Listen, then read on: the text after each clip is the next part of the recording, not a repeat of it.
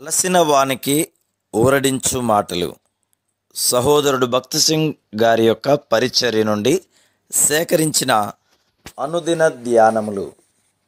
October 27. విశ్వాసమనున్నది నిరీక్షింపబడు వాటి యొక్క నిజస్వరూపమును, అదృశ్యమైనవి ఉన్నవనుటకు రుజువునై ఉన్నవి. హెబ్రీ 11:1. హనోకు దేవునితో కూడా నడిచెను. ఆదికాండము 5వ అధ్యాయము 22-24 వచనములు. అనగా దేవుడు హనోకును ఎప్పుడు పిలిచినప్పటికీ పగలు అయినను రాత్రి సమయమైనను ఆయన దగ్గరకు వెళ్ళుటకు అతడు సిద్ధముగా ఉన్నాడు. అతడు దేవుని ఎన్నడూను ప్రశ్నించలేదు. అతడు తనను తాను సంతోషపరచుకొనలేదు, కానీ దేవుని సంతోషపరచెను. అదే విశ్వాసముతో అతడు కొనిపోబడెను. ఒక తల్లి తన కుమార్తెకు హనోకు కథ గురించి చెప్పినది. తర్వాత ఎవరో ఒకరు ఆమెను ఇట్లు ప్రశ్నించిరి, హనోకు పరలోకమునకు ఎట్లు వెళ్ళెను? ఆ చిన్న బిడ్డ తన సరళమైన విశ్వాసముతో ఇట్లు చెప్పినది, దేవుడు మరియు హనోకు ఎంతో మంచి స్నేహితులు. ప్రతిదినము వారు ఎంతో దూరము నడుచుచూ వెళ్ళేవారు. ఒక దినమున వారు నడుచుచూ ఉండగా దేవుడు, హనోకు మనము ఇంటికి వెళ్ళుదాము అనెను. అప్పుడు హనోకు, సరే ప్రభువా, నేను సిద్ధము అనెను. అట్లు వారిద్దరును పరలోకమునకు వెళ్ళిరి. కొంతమంది అటువంటి కార్యము ఏ విధంగా జరగగలదు అని ప్రశ్నించేది వారు ఉన్నారు. దేవుని వాక్యములో ఏది చెప్పబడినదో దానిని సామాన్యమైన విశ్వాసముతో తప్పక మనము అంగీకరించవలెను. దేవుడు చెప్పెను, దేవుడు మాట్లాడెను అను వాక్యములు బైబిలు మొదటి 5 పుస్తకములలో 558 సార్లు, బైబిల్లోని పాత నిబంధన గ్రంథములో సుమారు 2000 సార్లు ఉన్నవి. అది బైబిల్లోని ప్రతి వచనము మానవుని మాట కాదని, దేవుని మాట అని రుజువు చేయుచున్నది. నేను మార్పు చెందిన తర్వాత ఈ పదములు బైబిలు దేవుని వాక్యము అని నమ్ముటకు నాకు సహాయపడినవి. అవి ఆయన వాక్యము కొరకైన నూతన ప్రేమను కలిగించినవి.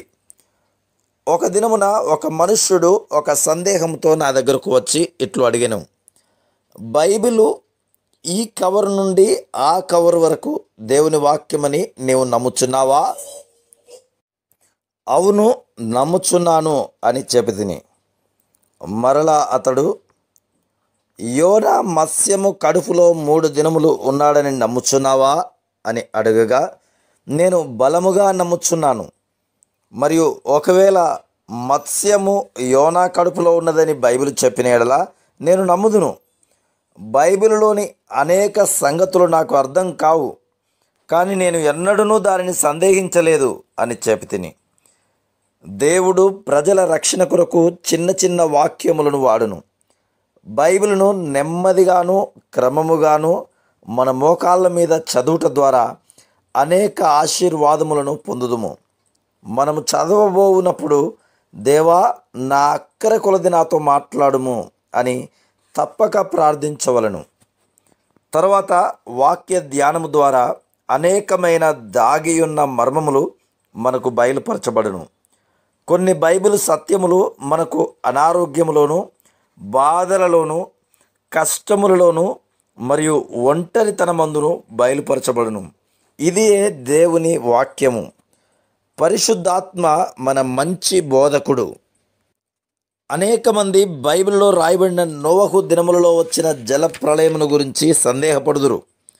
కానీ సముద్ర జంతువుల ఎముకలు ఎంతో ఎత్తైన పర్వతములపై కనుగొనినప్పుడు వారు ఒకప్పుడు ఈ పర్వతములు నీటితో నింపబడి ఉన్నవని నమ్మిరి. దేవుడు నోవహును ఓడ నిర్మించమనినప్పుడు అతడు వెంటనే రానయున్న తీర్పును గురించి నమ్మి లోబడెను. హెబ్రీ 11:7. అతడు ఎన్నడూనూ దేవుని ప్రశ్నించలేదు. అతని పనివారు అతనిని హేళన చేసి ఉండవచ్చును, కానీ అతడు దేవుని నమ్ముటను బట్టి, అనగా విశ్వాసము ద్వారా నీతిమంతుడుగా తీర్చబడెను. మనము కూడా మన విశ్వాసమును బట్టి ఎన్నో హేళనలను ఎదుర్కొనవలసి వచ్చును. కానీ అట్టి అనుభవములు మనకు బలమైన విశ్వాసమును ఇచ్చును. Praise the lord.